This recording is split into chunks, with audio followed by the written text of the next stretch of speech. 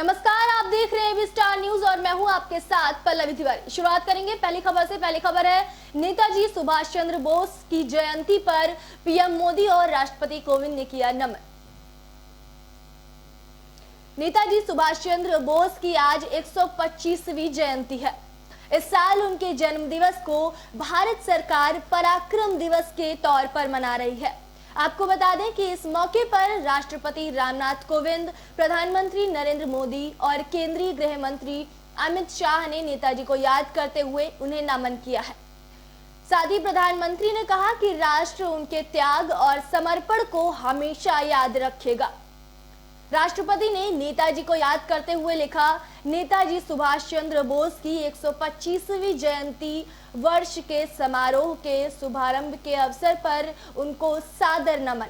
उनके अदम्य साहस और वीरता के सम्मान में पूरा राष्ट्र उनकी जयंती को पराक्रम दिवस के रूप में मना रहा है। नेताजी ने अपने अनगिनत अनुयायियों में राष्ट्रवाद की भावना का संचार किया।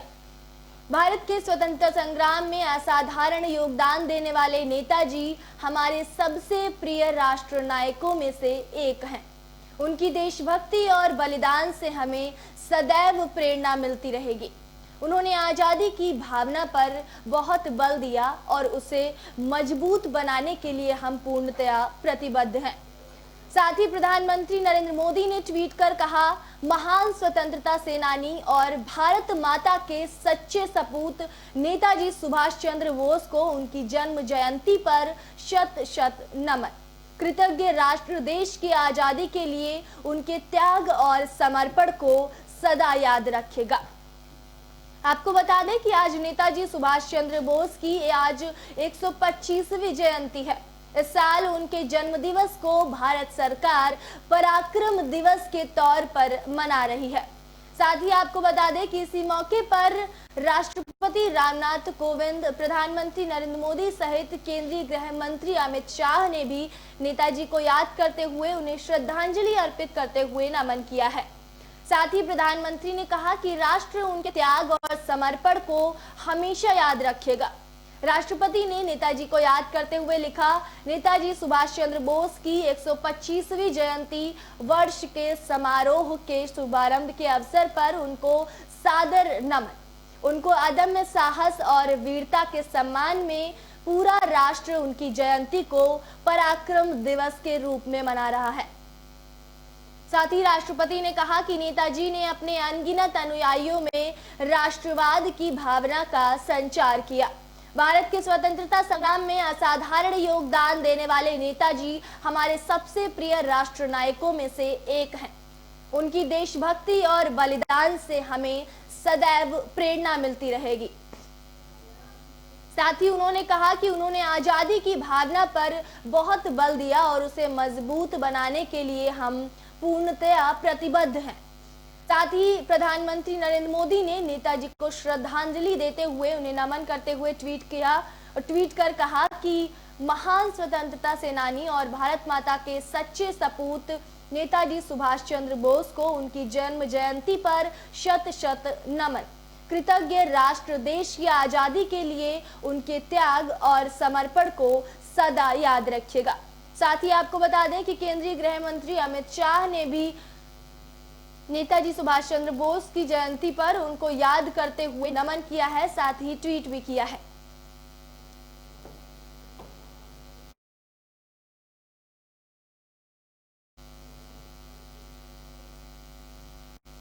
साथ ही आपको बता दें कि गणतंत्र दिवस की फुल परेड रिहर्सल आज की जाएगी। साथ ही 2 मेट्रो स्टेशन बंद रहेंगे। गणतंत्र दिवस की फुल परेड रिहर्सल की जाएगी। 12 बजे तक 2 मेट्रो स्टेशन बंद रहेंगे। आज गणतंत्र दिवस समारोह की फुल ड्रेस रिहर्सल की जाएगी। गणतंत्र दिवस परेड की रिहर्सल के दौरान आज सुबह से दोपहर 12 बजे तक केंद्रीय सचिवालय और उद्योग भवन मेट्रो स्टेशन के 5 गेट बंद रहे थे। हालांकि इस दौरान यात्रियों के लिए केंद्रीय सचिवालय मेट्रो स्टेशन पर इंटरचेंज की सुविधा मौजूद थी। साथ ही आपको बता दें कि सुबह से ही उद्योग भवन के गेट नंबर 1 और 2 पर, जबकि केंद्रीय सचिवालय मेट्रो स्टेशन के गेट नंबर 3, 4 और 5 भी बंद रहेंगे। हालांकि केंद्रीय सचिवालय पर गेट नंबर 1 को प्रवेश और गेट नंबर 2 को बाहर जाने के लिए खुला रखा जाएगा। उधर शुक्रवार शाम को राजीव चौक, चावड़ी बाजार और पटेल चौक मेट्रो स्टेशन पर यात्रियों को ट्रेन के लिए 20 मिनट से अधिक इंतजार करना पड़ा। साथ ही आपको बता दें कि रिहर्सल के चलते सड़क मार्गों को भी प्रतिबंधित और परिवर्तित किया गया है। रिहर्सल सुबह 9:50 पर शुरू हो जाएगी। वहीं आपको बता दें कि परेड विजय चौक से शुरू होकर नेशनल स्टेडियम तक रिहर्सल गई। पहले ये परेड विजय चौक से 8.3 किलोमीटर की दूरी तय करके लाल किले तक जाती थी। इस बार कोरोना के चलते परेड के रूट को छोटा कर दिया गया है और परेड विजय चौक से 3.3 किलोमीटर की दूरी तय करके नेशनल स्टेडियम तक गई थी। आपको बता दें कि गणतंत्र दिवस परेड की तैयारियां जोरों शोरों पर है। गणतंत्र दिवस पर इस बार किसान भी परेड निकालने वाले हैं। साथ ही हर बार की तरह गणतंत्र दिवस समारोह की फुल ड्रेस रिहर्सल की गई। गणतंत्र दिवस परेड की रिहर्सल के दौरान आज सुबह से दोपहर 12 बजे तक केंद्रीय सचिवालय और उद्योग भवन मेट्रो स्टेशन के 5 गेटों को बंद रखा गया। हालांकि इस दौरान यात्रियों के लिए केंद्रीय सचिवालय मेट्रो स्टेशन पर इंटरचेंज की सुविधा उपलब्ध रही।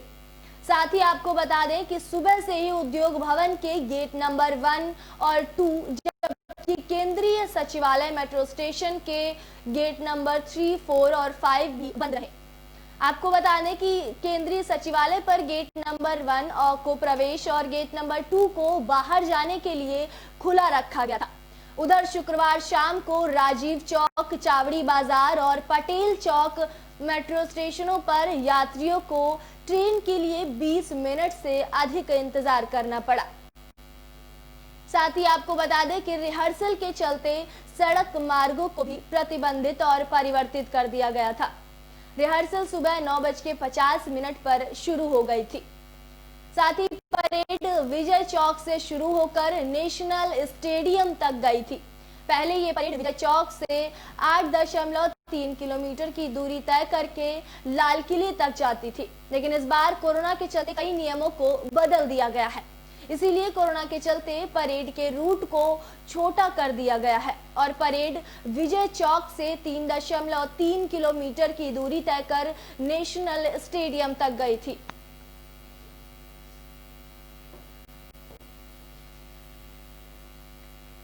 साथ ही आपको बता दें कि अब राज्य सरकार ने नए नियम लागू कर दिए हैं। अब ट्रेन और क्रूज में भी मिलेगी शराब।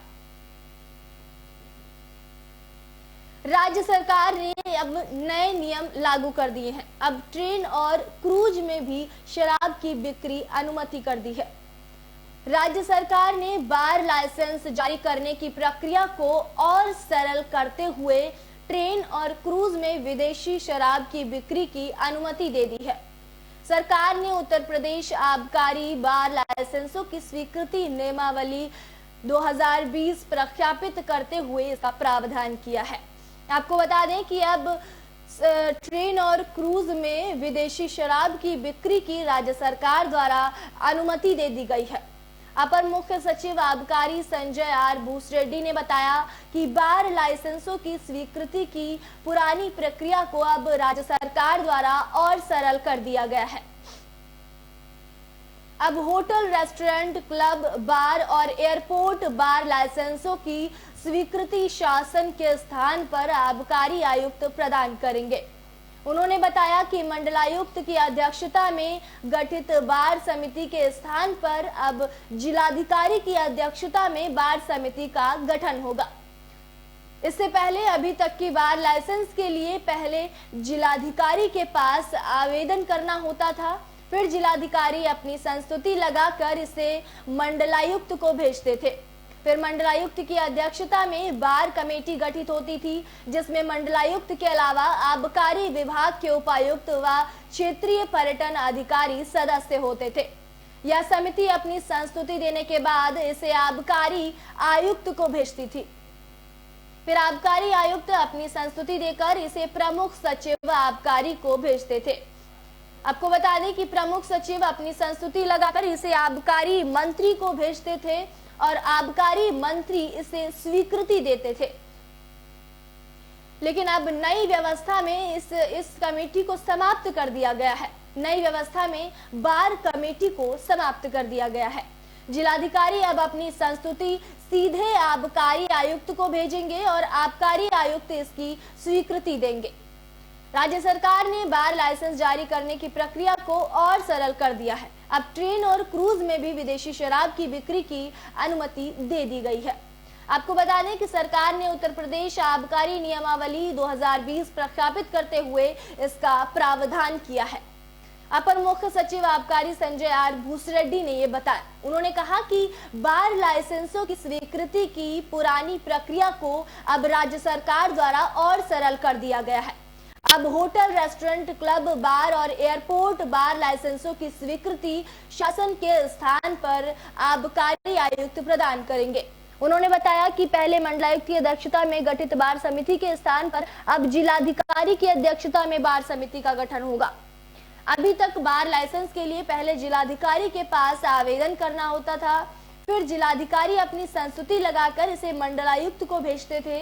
मंडलायुक्त की अध्यक्षता में बार कमेटी गठित होती थी, जिसमें मंडलायुक्त के अलावा आबकारी विभाग के उपायुक्त व क्षेत्रीय पर्यटन अधिकारी सदस्य होते थे। यह समिति अपनी संस्तुति देने के बाद इसे आबकारी आयुक्त को भेजती थी।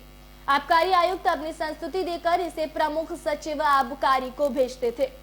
प्रमुख सचिव अपनी संस्तुति लगाकर इसे आबकारी मंत्री को भेजते थे और आबकारी मंत्री इसे स्वीकृति देते थे। वहीं आपको बता दें कि नई व्यवस्था में बार कमेटी को समाप्त कर दिया गया है। जिलाधिकारी अब अपनी संस्तुति सीधे आबकारी आयुक्त को भेजेंगे और आबकारी आयुक्त इसकी स्वीकृति देंगे।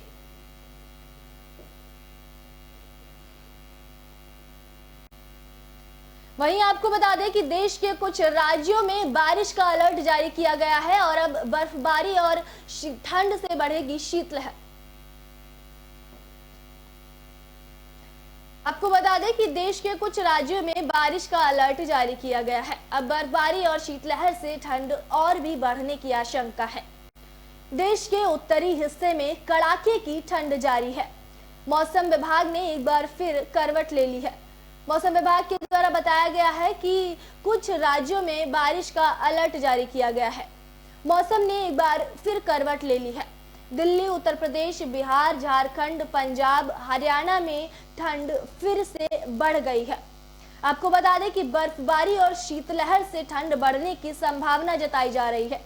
मौसम विभाग के अनुसार शुक्रवार से एक नया पश्चिमी विक्षोभ सक्रिय हुआ है। इसके असर से पहाड़ी राज्यों में बर्फबारी होगी।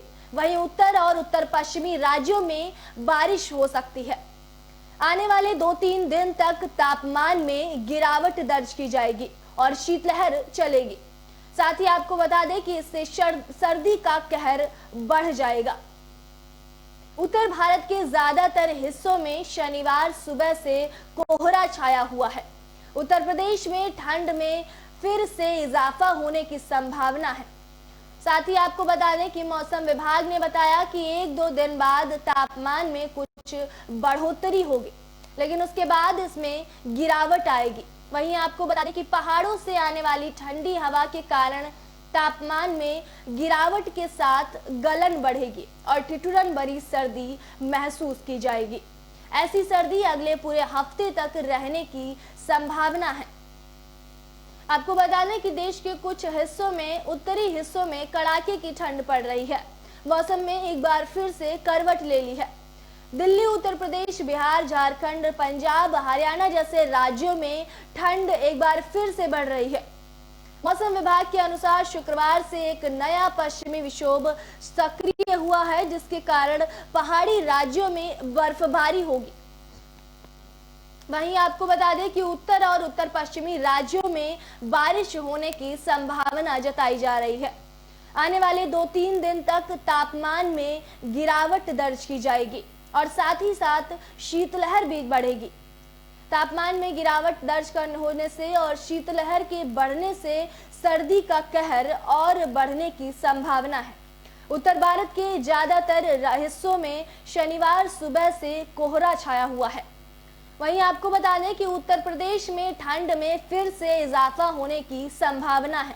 मौसम विभाग ने बताया कि 1-2 दिन बाद तापमान में कुछ बढ़ोतरी होगी, लेकिन उसके बाद इसमें गिरावट आएगी। पहाड़ों से आने वाली ठंडी हवा के कारण तापमान में गिरावट के साथ गलन बढ़ेगी और ठिठुरन भरी सर्दी महसूस की जाएगी। आपको बता दें कि ऐसी सर्दी अगले पूरे हफ्ते तक रहने की संभावना है। साथ ही आपको बता दें कि बर्फबारी और शीतलहर से और भी ठंड बढ़ेगी। इसी के साथ साथ देश के कुछ राज्यों में बारिश का अलर्ट भी जारी किया गया है।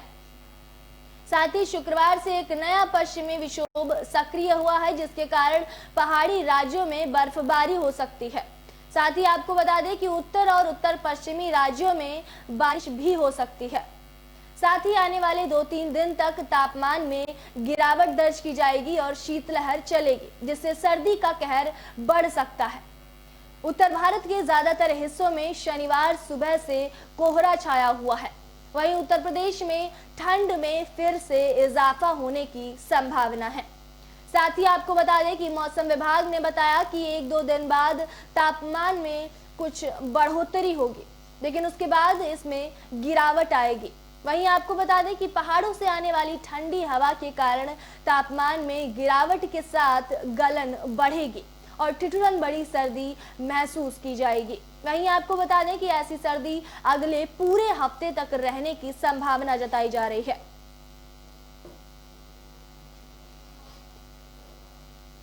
वहीं आपको बता दें कोवैक्सीन के फर्स्ट फेज के ट्रायल का नतीजा आ गया है। जी हां, कोवैक्सीन को लेकर एक खुशखबरी है। कोवैक्सीन के फर्स्ट फेज के ट्रायल का नतीजा आ गया है। भारत में कोरोना के 2 टीकों को आपात स्थिति में इस्तेमाल की मंजूरी मिली है। ये हैं कोविशील्ड और कोवैक्सीन। इनमें से कोवैक्सीन को भारत बायोटेक ने बनाया है और यह पूरी तरह स्वदेशी टीका है, लेकिन देश भर में लोग इस टीके को लेने से डर रहे हैं। वहीं स्वास्थ्यकर्मी भी इस टीके के प्रभाव को लेकर सवाल खड़े कर रहे हैं। हालांकि भारत में बनी इस वैक्सीन को लेकर अब एक खुशखबरी आई है। कोवैक्सीन के पहले चरण के नतीजों को मशहूर मेडिकल पत्रिका दी लॉन्सेट में छापा गया है, जिसके मुताबिक इस वैक्सीन ने किसी भी गंभीर दुष्प्रभाव के बिना प्रतिरक्षा प्रतिक्रिया को बढ़ाया है। वहीं साथ ही इस पत्रिका में बताया गया है कि कोवैक्सीन से होने वाली परेशानियों में पहले नंबर पर इंजेक्शन की जगह होने वाला दर्द, फिर सिर दर्द और बुखार, थकान भी शामिल थे। साथ ही आपको बता दें कि भारत बायोटेक की ज्वाइनिंग डायरेक्टर सुचित्रा एल्ला ने इस मौके पर कहा है कि कोवैक्सीन भारत की ऐसी पहली वैक्सीन है जिसका डेटा लॉन्सेट में छापा गया है। लॉन्सेट के अध्ययन में कहा गया है कि BBV152 कोड नाम की वैक्सीन सभी डोज ग्रुप में अच्छे से सहन की गई। साथ ही आपको बता दें कि इसमें टीके से संबंधित कोई गंभीर घटना भी सामने नहीं आई है, ऐसा लॉन्सेट के अध्ययन में कहा गया है। बायोटेक इंडस्ट्री के विशेषज्ञों का कहना है कि हर वैक्सीन के लगने पर दर्द और बुखार की शिकायत होती है, लेकिन अभी तक कोवैक्सीन में ऐसा कुछ सामने नहीं आया है जिसे ट्रीटमेंट की जरूरत हो और यह वैक्सीन पूरी तरह सुरक्षित है। आपको बता दें कि भारत में 2 टीकों को इस्तेमाल की मंजूरी मिली थी, कोविशील्ड और कोवैक्सीन। इनमें से कोवैक्सीन को भारत बायोटेक ने बनाया है और यह पूरी तरह स्वदेशी टीका है, लेकिन देश भर में लोग इस टीके को लगवाने से डर रहे हैं। कहीं ना कहीं टीके की विश्वसनीयता पर सवाल किया जा रहा था, लेकिन अब एक पत्रिका लॉन्सेट में इसके छप जाने के बाद इस वैक्सीन ने किसी भी गंभीर दुष्प्रभाव के बिना प्रतिरक्षा प्रतिक्रिया को बढ़ाया है, ऐसा मशहूर मेडिकल पत्रिका दी लॉन्सेट में छापा गया है। पत्रिका में बताया गया है कि कोवैक्सीन से होने वाली परेशानियों में पहले नंबर पर इंजेक्शन की जगह होने वाला सिर दर्द, फिर सर दर्द और बुखार, थकान शामिल थे।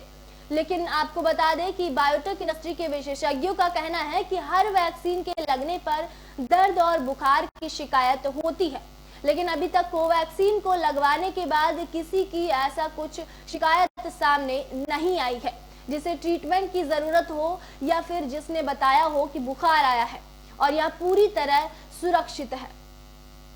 आपको बता दें कि लॉन्सेट के अध्ययन में कहा गया है कि BBV152 कोड नाम की वैक्सीन सभी डोज ग्रुप में अच्छे से सहन की गई। इसमें टीके से संबंधित कोई गंभीर घटना भी सामने नहीं आई।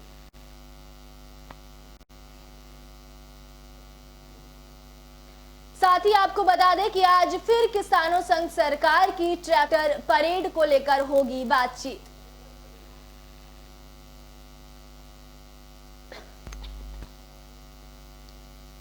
नए कृषि कानूनों को लेकर दिल्ली की सीमाओं पर किसानों का विरोध प्रदर्शन शनिवार को 59वें दिन भी जारी है। किसान संगठनों और सरकार के बीच शुक्रवार को हुई 11वें दौर की बैठक में दोनों पक्षों के अपने अपने रुख पर अड़े रहने के कारण कोई सहमति नहीं बन सकी। वहीं गणतंत्र दिवस पर ट्रैक्टर परेड को लेकर आज किसान नेताओं और पुलिस अधिकारियों के बीच फिर से बात हो सकती है। भारतीय किसान यूनियन के प्रवक्ता राकेश टिकैत समेत सभी किसान नेताओं ने कहा कि 26 जनवरी को ट्रैक्टर रैली योजना के अनुरूप निकाली जाएगी और किसान यूनियनों ने पुलिस से कहा है कि इस दौरान शांति बनाए रखने की जिम्मेदारी सरकार की है।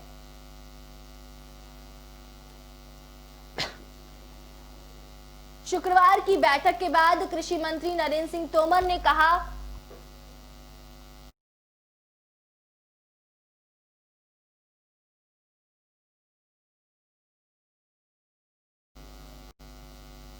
शुक्रवार की बैठक के बाद कृषि मंत्री नरेंद्र सिंह तोमर ने कहा कि अभी तक कोई सहमति नहीं बन पाई है। तोमर ने कहा कि सरकार द्वारा विकल्प रखे जाने के बावजूद किसान संगठन केवल तीनों कानूनों को वापस लेने की मांग पर अड़े रहे। उन्होंने कहा कि सरकार किसानों के कल्याण के लिए पूरी तरह प्रतिबद्ध है। तोमर ने कहा कि सरकार ने किसानों से सरकार के प्रस्तावों पर पुनः विचार करने का आग्रह किया है। साथ ही उन्होंने कहा कि किसान संगठन कल तक अपने निर्णय से सरकार को अवगत करा सकते हैं। साथ ही कृषि मंत्री ने कहा कि किसान नेताओं के अड़ियल रवैये के लिए बाहरी ताकतें जिम्मेदार हैं तथा जब आंदोलन की शुचिता खो जाती है तो कोई भी समाधान निकलना मुश्किल हो जाता है। हालांकि किसान नेताओं ने कहा था कि वे नए कृषि कानूनों को वापस लिए जाने से कम किसी भी बात को नहीं स्वीकार करेंगे। आपको बता दें कि किसान संगठनों और सरकार के बीच शुक्रवार को हुई 11वें दौर की बैठक में दोनों पक्षों के अपने अपने रुख पर अड़े रहने के कारण कोई सहमति नहीं बन सकी। गणतंत्र दिवस पर ट्रैक्टर परेड को लेकर आज किसान नेताओं और पुलिस अधिकारियों के बीच फिर से बातचीत हो सकती है। साथ ही आपको बता दें कि भारतीय किसान यूनियन के प्रवक्ता राकेश टिकैत समेत सभी किसान नेताओं ने कहा कि 26 जनवरी को ट्रैक्टर रैली योजना के अनुरूप निकाली जाएगी और किसान यूनियनों ने पुलिस से कहा है कि इस दौरान शांति बनाए रखने की जिम्मेदारी सरकार की है। साथ ही आपको बता दें कि शुक्रवार की बैठक के बाद कृषि मंत्री नरेंद्र सिंह तोमर ने कहा कि अभी तक सरकार की किसानों के साथ कोई भी सहमति नहीं बन पाई है। तोमर ने कहा कि सरकार द्वारा विकल्प रखे जाने के बावजूद किसान संगठन केवल तीनों कानूनों को वापस लेने की मांग पर अड़े हुए हैं। उन्होंने कहा कि सरकार किसानों के कल्याण के लिए पूरी तरह प्रतिबद्ध है। साथ ही उन्होंने यह भी कहा कि सरकार ने किसानों से आग्रह किया है अपना पुनः विचार करने पर, लेकिन किसान संगठन कल तक अपने निर्णय से सरकार को अवगत करा सकते हैं। साथ ही कृषि मंत्री ने कहा कि किसान नेताओं के अड़ियल रवैये के लिए बाहरी ताकतें जिम्मेदार हैं तथा जब आंदोलन की शुचिता खो जाती है तो कोई भी समाधान निकलना मुश्किल हो जाता है। हालांकि किसान नेताओं ने कहा था कि वे नए कृषि कानूनों को वापस लिए जाने से कम किसी भी बात को स्वीकार नहीं करेंगे।